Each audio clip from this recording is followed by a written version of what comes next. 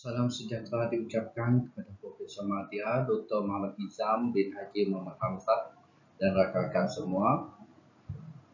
Kumpulan kami terdiri daripada saya, Hakim Muhyiddin, Cikgu Edison, Anak Siti dan Cikgu Imran. Dan kami akan membentangkan tugasan kumpulan iaitu perancangan projek yang bertajuk Pemekasaan Personaliti Pemimpin Gen Z ataupun dipanggil 3P Gen Z.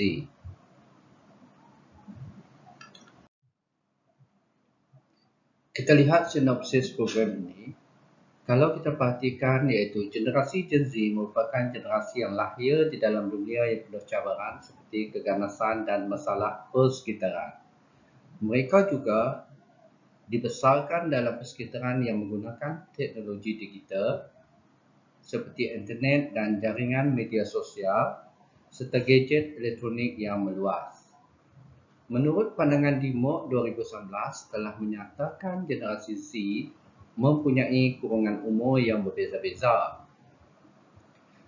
Justru mereka dikenali sebagai The Silent Generation, I Generation, generasi senyap dan generasi internet. Kajian telah mentarifkan generasi Z sebagai individu yang dilahirkan di antara tahun 1995 dan 2009. Kajian ini menggunakan kurungan tahun kelahiran yang kedua, 1995 hingga 2010 untuk menentukan generasi Z. Dan generasi ini bukanlah merupakan pendengar yang baik dan mereka kurang kemahiran interpersonal. Kebanyakan golongan yang lahir dalam generasi Z ini adalah menggunakan World Wide Web untuk berkomunikasi dan saling berhubung. Dan kita lihat pula apakah tujuan program ini dijalankan. Yang pertama adalah memberikan pendedaan kepada generasi Z. Pemekasaan personaliti dapat dipupuk melalui kemahiran insaniah. Kedua, tujuannya adalah mengukuhkan personaliti diri secara mapan untuk melahirkan para pekerja yang mampu menjana Malaysia sebagai negara sejahtera. Pada masa kini, kemahiran insaniah adalah merupakan satu daripada kemahiran yang sangat penting yang sangat diperlukan oleh setiap organisasi. Kalau kita lihat pada masa sekarang, kebanyakan organisasi memerlukan pekerja yang mempunyai kemahiran insaniah yang cemerlang untuk bekerja di syarikat mereka. Kenyataan ini disokong oleh Muhammad Saleh, Kamaruddin, Abu Bakar, Ibrahim, Megat Zakaria dan Benyamin 2010 di mana mereka telah mengemukakan pandangan iaitu kemahiran insaniah merupakan kemahiran yang perlu dimiliki oleh seseorang untuk digunakan semasa melakukan pekerjaan yang melibatkan kemahiran-kemahiran khusus dan ianya boleh berkembang melalui proses pembesaran, kematangan dan penuaan. Dan ini turut ditambah pula dengan pernyataan Turner pada 2000 yang telah menyatakan kemahiran insaniah di alam pekerjaan yang paling dikehendaki oleh majikan ialah kebolehan bekerja berpasukan, kemahiran berkomunikasi serta keupayaan untuk pemikiran kritis dan kemahiran menyelesaikan masalah.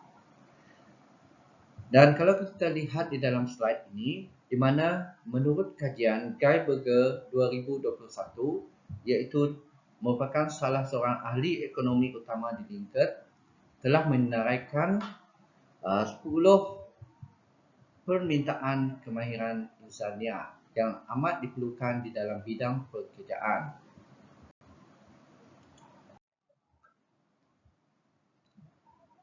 Kita lihat rasional daripada projek ini pula. Yang pertama, pelajar sekolah menengah dilatih mengadakan pertandingan online untuk pelajar peringkat daerah.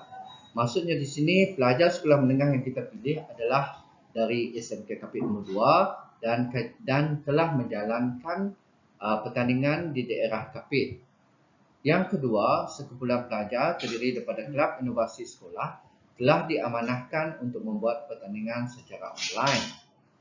Dan yang ketiga pula, rasionalnya adalah pelajar dilatih untuk merancang satu program tentang kesedaran bermain gadget secara pertandingan di atas talian.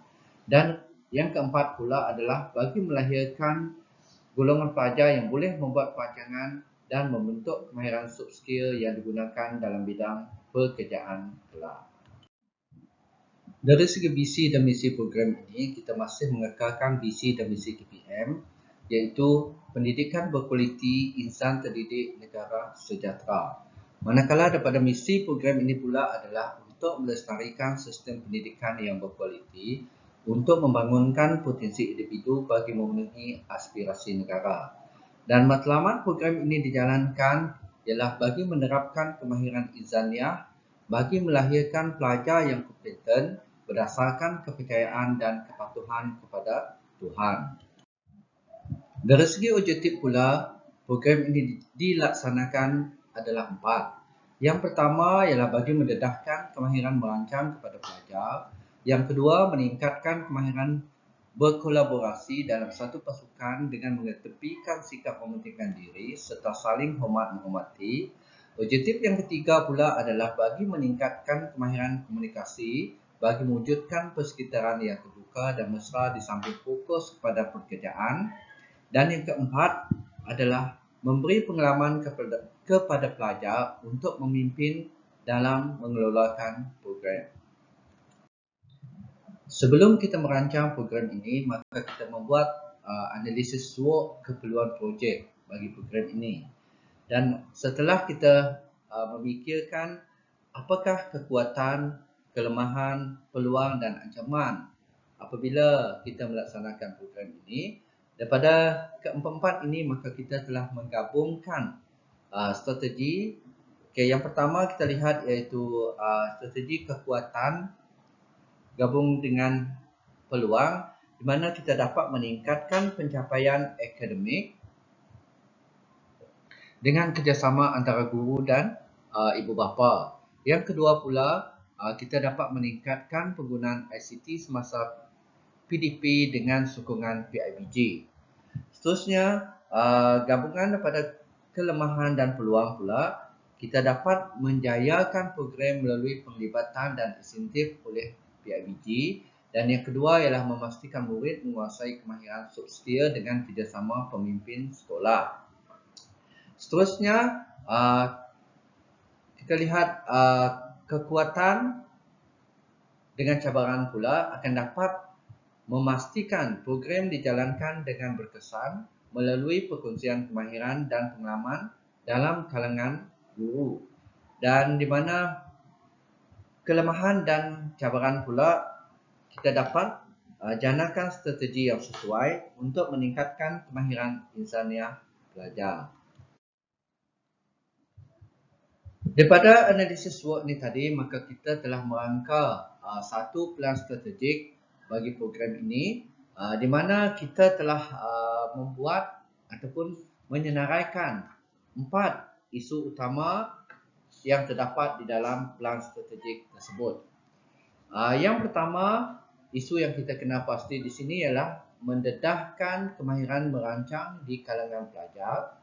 Yang kedua ialah meningkatkan kemahiran berkolaborasi dalam satu pasukan dengan mengetepikan sikap mementingkan diri serta saling hormat menghormati.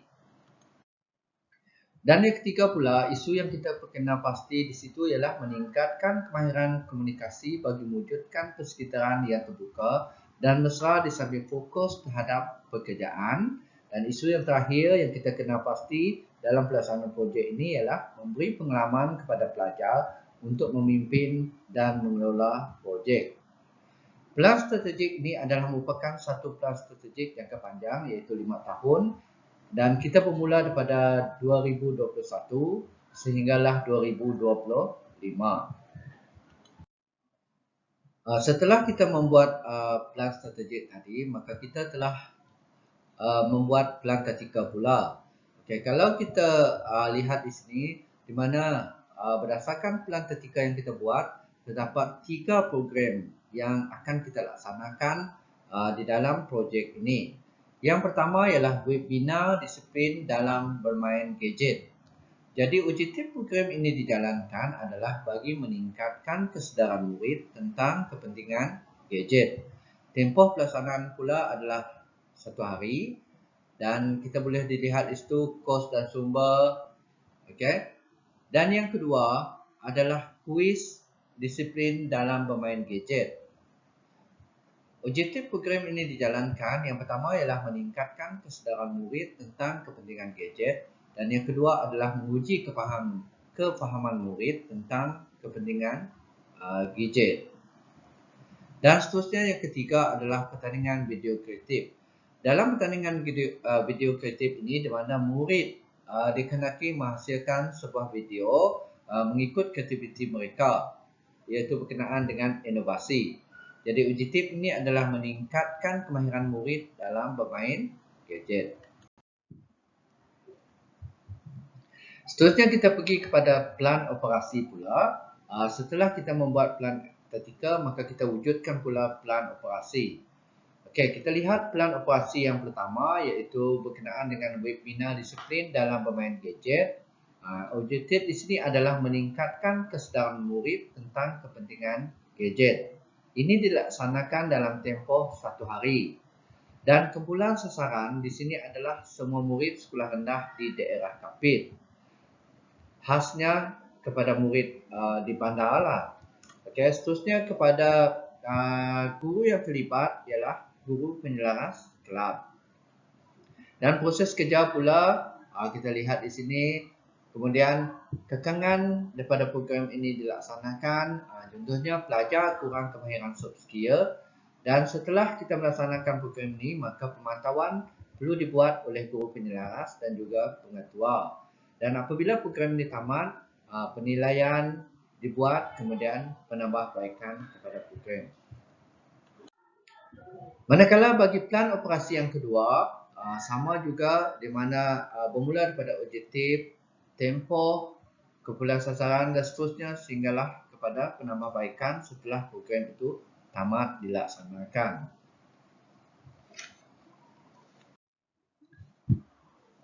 Seterusnya bagi pertandingan video kreatif ni, di mana objektifnya adalah untuk meningkatkan kemahiran murid dalam bermain gadget.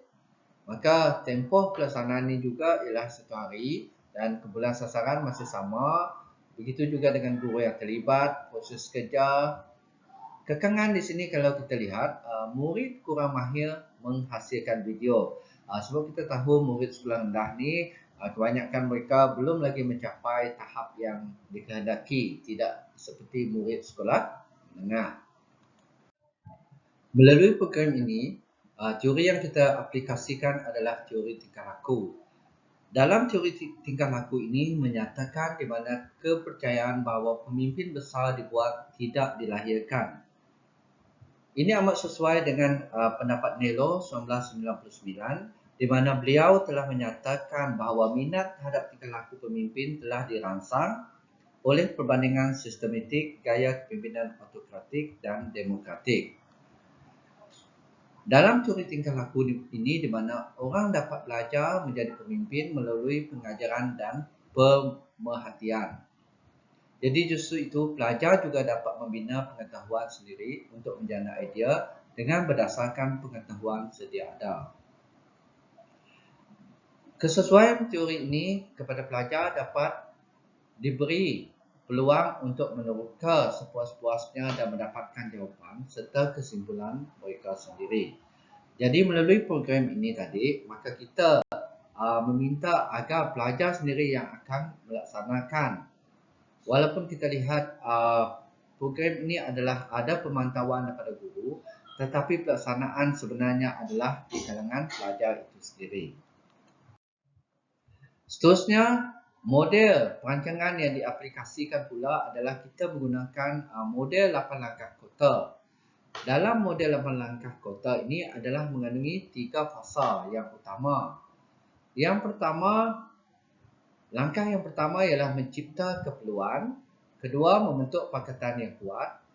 Yang ketiga ialah mencipta visi untuk perubahan. Dalam ni disebut sebagai fasa yang pertama iaitu wujudkan kesegaran. Seterusnya, Langkah yang keempat pula adalah menyalurkan visi. Yang kelima, menghapuskan halangan dan seterusnya mengenal pasti sasaran masa pendek.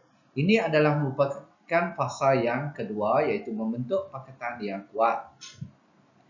Dan yang ketujuh pula adalah meneruskan perubahan. Dan yang terakhir ialah kukuhkan perubahan dalam budaya. Dan ini merupakan ialah bagi mencipta visi perubahan. Oke, jadi saya akan teruskan dengan pembentangan tentang EJK atau ahli jawatan kuasa projek. Jadi senarai jawatan kuasa projek ini adalah diambil berdasarkan guru daripada SMK Kapit nomor 2, ataupun Sekolah Menengah Kebangsaan Kapit nomor 2 sebagai penyelaras utama untuk projek ini. Jadi penaung untuk projek ini adalah pengetua sendiri, yaitu Encik Azaman bin Haili. Jadi dipengerusikan oleh Kiu Heng Seng sebagai penolong kanan kurikulum di sekolah SMK Kapit nomor 2. Timbalan pengerusi Sidik bin Pawi dan seterusnya Pulit Anak Lai sebagai timbalan pengerusi kedua. Di timbalan pengerusi ketiga Jagalia Lidek. Jadi penyelaras kelab, yaitu untuk kelab inovasi ini adalah Cikgu Musidi bin Kamarudin. Jadi untuk projek ini kita serahkan kepada Cikgu Aking Unit sebagai setiausaha untuk projek. Bendahari adalah Cikgu Francisca Lina Natunjang. Jadi setiap 3 program ini dibahagikan kepada jawatan kuasa yang berbeza lah. Jadi untuk jawatan kuasa program webinar disiplin dalam bermain gadget, jadi diselaras ataupun penyelaras dia adalah Muhammad Akmal bin Razak. Jadi untuk jawatan kuasa jemputan dan pendaftaran Alex Anawan, yaitu guru konseling di sekolah SMK Kapit nomor 2. Jadi projek ini akan dinilai oleh Pulit Analai, sebab berkaitan disiplin, jadi akan dinilai oleh PKM, itu Cikgu Pulit. Dan pengurusan pembentangan Narita Anak Belayung sebagai guru multimedia di sekolah SMK Kapit nomor 2. Jawatan kuasa teknika dan multimedia iaitu Cikgu Nur Farahim binti Wahid. Jawatan kuasa hadiah dan cenderamata itu Cikgu Lester Namogen. Jawatan kuasa persediaan tempat, kebersihan dan keceriaan Cikgu Jelani. Jadi untuk program kedua yaitu kuis disiplin dalam bermain gadget. Disebabkan ini kuis, kita serahkan kepada Cikgu Imran Bintaran sebagai penyelaras. Jawatan kuasa jemputan Cikgu Nukleus Sana Burung sebagai guru konseling juga. Jawatan kuasa pelaporan dan penilaian Cikgu Mary Jane. Jawatan kuasa pengurusan pembentangan masih Cikgu Narita. Jawatan kuasa teknika dan multimedia Muhammad Sabi bin Aidi. Jawatan kuasa hadiah dan cenderamata Cikgu Bija. Jawatan kuasa persediaan tempat, kebersihan dan keceriaan yaitu Cikgu Nelson. Kita bahagikan setiap tugas inilah kepada guru-guru. Jadi pertandingan video kreatif, penyelaras dia adalah saya sendiri, itu Cikgu Edison. Jawatan kuasa jemputan pendaftaran kita serahkan semula kepada Cikgu Alex supaya mereka berurusan dengan setiap sekolah untuk menguruskan surat jemputan dan pendaftaran setiap peserta. Jawatan kuasa pelaporan penilaian Cikgu Pulit Analai. Jawatan kuasa pengurusan pembentangan masih Cikgu Narita, kerana beliau mempunyai kepakaran untuk mengelola setiap gadget ni lah untuk pengurusan dia. Jadi jawatan kuasa teknika dan multimedia Muhammad Sabi bin Aidi. Jawatan kuasa hadiah dan cenderamata Cikgu Dubina Nasuja. Jawatan kuasa persediaan tempat, kebersihan dan keceriaan Cikgu Leslie Selu. Ini adalah tentatif program untuk 3 hari. Jadi di hari pertama kita cadangkan program ini akan dilaksanakan pada 25 Mac, yaitu 2022 pada tahun hadapan. Jadi yaitu bermula Jumaat hingga hari Ahad. Di hari pertama bermula seawal 8 pagi yaitu pendaftaran peserta. selama 1 jam. Jadi setelah itu talimat program pukul 10 hingga 10.30 minum pagi, dan program sebenar akan bermula pada pukul 10.30 hingga 12.30, yaitu melalui webinar. Jadi 12.30 akan ada makan tengah hari. Diteruskan pada waktu petang pada pukul 2.30 hingga 4.30, yaitu untuk webinar yang kedua.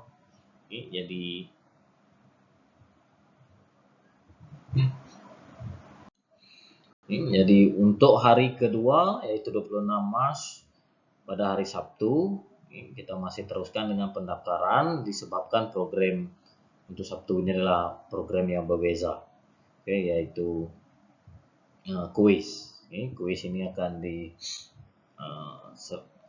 diuruskan oleh Cikgu Imran. Jadi pendaftaran peserta akan diberi taklimat terlebih dahulu. Setelah itu pertandingan kuis. Kuis ini adalah berkaitan dengan webinar yang pada hari sebelumnya, yaitu pada hari Jumaat. Jadi selesai kuis selama 1 jam akan ada minum, dan diteruskan dengan pemberian taklimat berkaitan dengan pertandingan video kreatif kepada pelajar. Jadi pada pukul 12.30 hingga pukul 2 adalah waktu rehat untuk makan tengah hari. Jadi semua makanan sarapan pagi itu disediakan. Dan pada waktu petang, semua peserta diberikan masa selama lebih kurang 2 jam untuk menciptakan video ringkas berkaitan dengan display penggunaan gadget ini.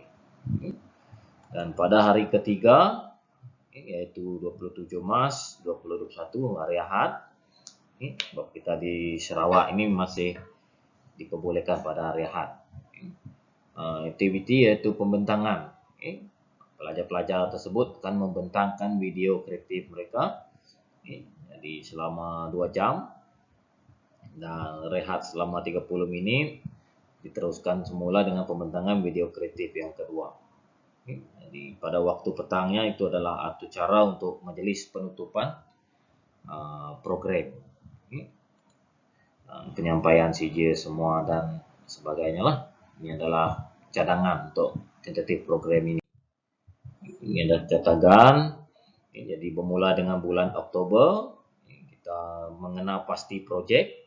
Lepas itu menetapkan objektif, sasaran, mengumpul data dan analisis data yang kita dapat Jadi pada bulan November pembinaan kerangka program, dan sekarang adalah bulan Desember adalah masa untuk persembahan dan persetujuan untuk projek ini . Dan jika diperkenan di program ini akan dibentangkan pada bulan Januari. Dianggarkan pada bulan Januari masuk saja sesi persekolahan pembentangan kertas projek kepada pihak pengurusan sekolah. Jadi sehingga Mac itu adalah persediaan projek, dan dianggarkan projek ini seperti tadi dilaksanakan pada bulan Mac, yaitu pada 25 hingga 27 Mac. Selesai saja cuti persekolahan ataupun masuknya tahun baru untuk sesi tahun depan. Dan penilaian pemantauan, jadi ada bulan April akan dibuat pelaporan untuk projek ini jika dilaksanakan. Ini adalah anggaran perbelanjaan melibatkan 150 orang pelajar sekolah rendah daripada 5 buah sekolah rendah di bahagian Pekan Kapit yang berdekatan, yang mudah untuk dihubungi dan melibatkan diri dengan program ini. Bajet untuk makanan tengah hari, pagi, dan cenderamata untuk semua. Semuanya disediakan. Dan untuk sumber kewangan ini kita akan usahakan mencari sponsor ataupun penaja untuk bajet ini. Kalau tak dapat juga, jadi kita akan cari plan yang kedua untuk anggaran perbelanjaan ini. Seterusnya saya akan memberi penjelasan tentang aktiviti projek. Jadi ada 9 elemen aktiviti projek ini. 1. Misi dan wawasan organisasi. 2. Rasional perancangan. 3. Penentuan maklumat dan objektif. 4. Pengenalpastian strategi pelaksanaan. 5. Penilaian tindakan-tindakan. 6. Pemilihan tindakan. 7. Penggumpalan rancangan. 8. Pengawalan proses dan penempatan piawai. 9. Perancangan semula. Elemen pertama, misi dan wawasan organisasi. Pertama sekali kita akan lihat visi dan misi sekolah dan juga program. Visi sekolah, pendidikan berkualiti, insan terdidik, negara sejahtera. Misi, melestarikan sistem pendidikan yang berkualiti untuk membangunkan potensi individu bagi memenuhi aspirasi negara. Program, visi, kemahiran insaniah, tunjang kecemerlangan. Misi, memupuk kemahiran insaniah pelajar dalam membangun potensi dan kualiti diri menuju kecemerlangan. Elemen kedua, rasional perancangan. Jadi rasional perancangan ini ada 3. 1. Melahirkan golongan pelajar yang boleh membuat perancangan dan membentuk kemahiran soft skill yang digunakan dalam bidang pekerjaan kelak. Yang kedua, menyemat keyakinan diri, berani dan bersikap toleransi serta dapat meningkatkan ketahanan fizikal dan mental.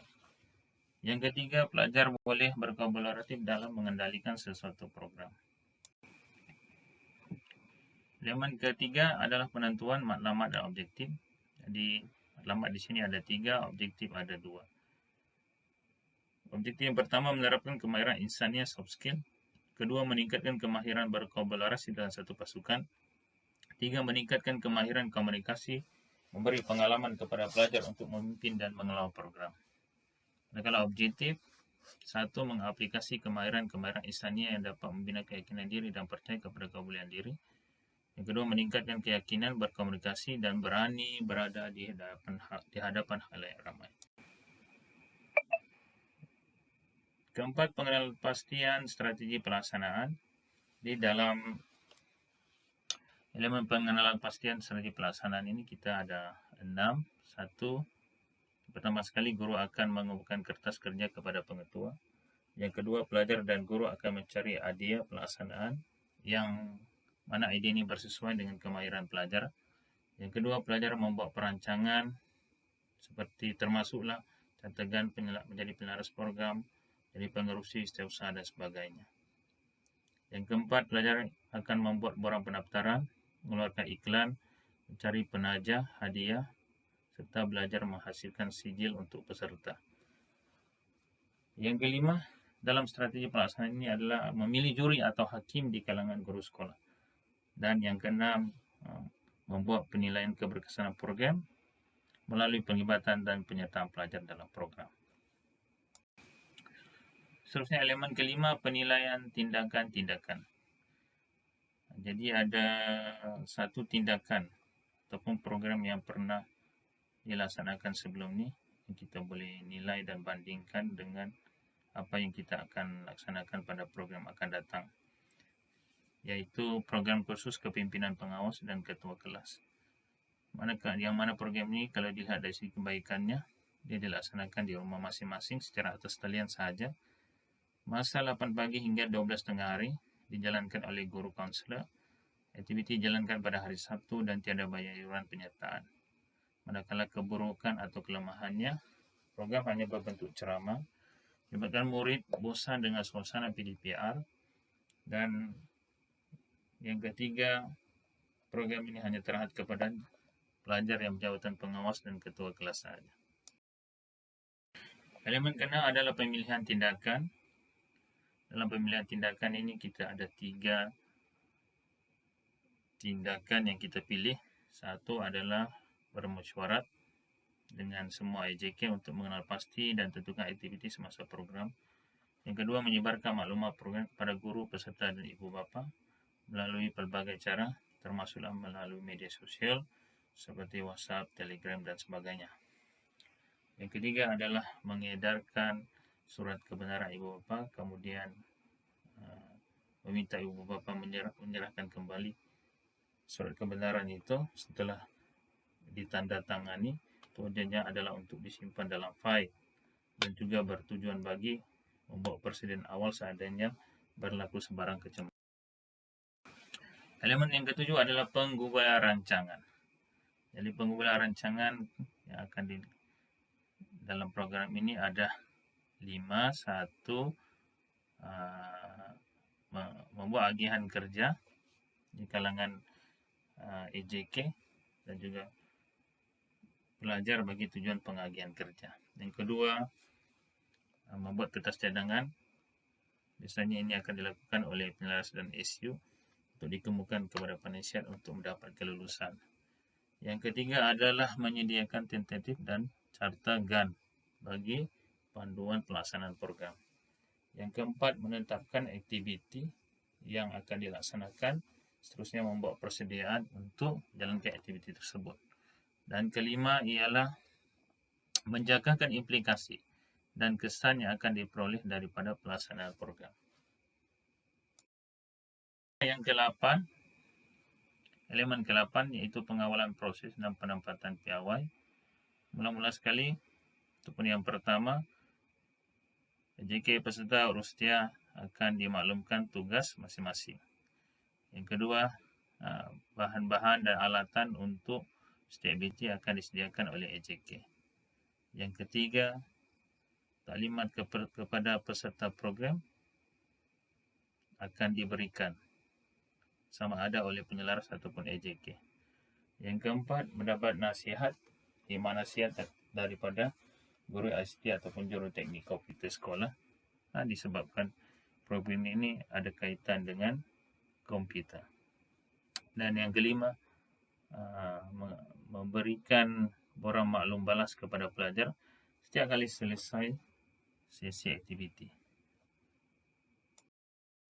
Yang ke-8, elemen ke-8 iaitu pengawalan proses dan penempatan piawai.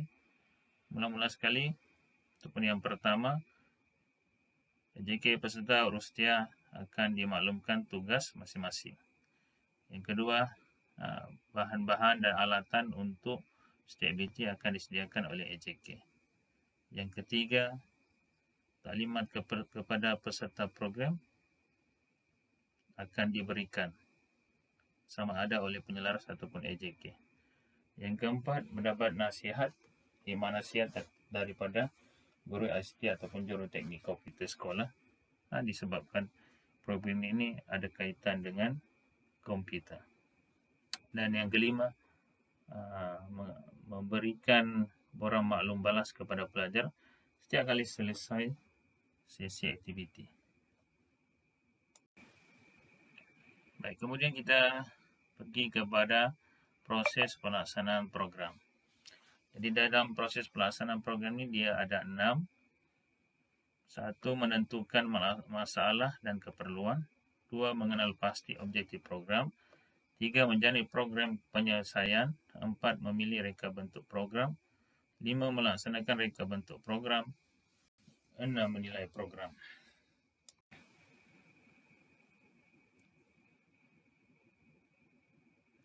Yang pertama, menentukan masalah dan keperluan. Jadi dalam proses yang pertama ini, masalah dan keperluan untuk golongan pelajar yang boleh membuat perancangan dan membentuk gambaran soft skill itu sendiri akan ditentukan. Yang kedua, mengadakan temu bual di kalangan penyelaras program dan guru-guru yang terlibat untuk mengenal pasti rasional program ini patut diadakan. Jadi pelajar akan dikenal pasti dengan data dan senarai nama yang diambil daripada penyelaras tingkatan. Kemudian proses yang kedua dalam pelaksanaan program adalah mengenal pasti objektif program. Untuk dapatkan ini, penyelaras program akan mengadakan bersurat bersama guru penolong kanan 1 dan juga kaunselor bagi menentukan penyelesaian masalah yang baik. Kemudian mesyuarat akan tetapkan objektif yang patut dicapai. Proses ketiga adalah menjana program penyelesaian. Dalam proses ini, EJK program akan bincangkan tentatif yang bersesuaian seperti tempat menjalankan program ini, peninjauan program, murid yang akan terlibat dalam pelaksanaan program. EJK juga akan membandingkan kebaikan dan kelemahan program ini dan program yang lepas yang telah diadakan. Proses ketiga dalam pelaksanaan program proses yang keempat dalam pelaksanaan program adalah memilih reka bentuk program. Dalam proses ini, pengetua dan guru terlibat akan bersepakat mencari dana untuk belanjawan program bagi pastikan program ini berjaya mencapai objektifnya. Kemudian kesemua AJK akan diberi tugas masing-masing bagi memastikan segala aktiviti yang dirancang dapat memenuhi objektif program. Kemudian proses yang kelima dalam pelaksanaan program adalah melaksana reka bentuk program. Dalam proses ini pelajar akan dilibatkan secara aktif dalam setiap aktiviti yang dijalankan. Antaranya mengirimkan surat kebenaran ibu bapa kepada pelajar yang terlibat sebagai dokumen penting sebagai rujukan. Kemudian membuat laporan sebaik saja program berlangsung sebagai rujukan kepada pihak pentadbir. Dan proses yang keenam dalam pelaksanaan program adalah menilai program. Proses ini perlu untuk melihat pencapaian objektif. Caranya adalah dengan meminta pandangan nolong kanan satu dan juga konselor. Jadi objektif ini akan dijadikan penanda aras penambahbaikan kepada program yang akan diadakan selepas ini. Kesimpulannya, penerapan dan pembinaan kemahiran insaniah atau kemahiran generik di kalangan pelajar sekolah adalah penting bagi melahirkan modal insan yang berkualiti pada masa depan. Insaniah yang diperlukan bagi menjadikan semua negara itu maju, seimbang dan harmoni. Jadi sekian sahaja pembentangan kami. Terima kasih.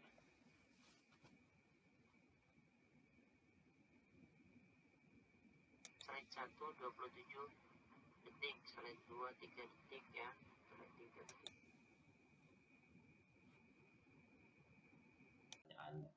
Itu saja, sekian, terima kasih.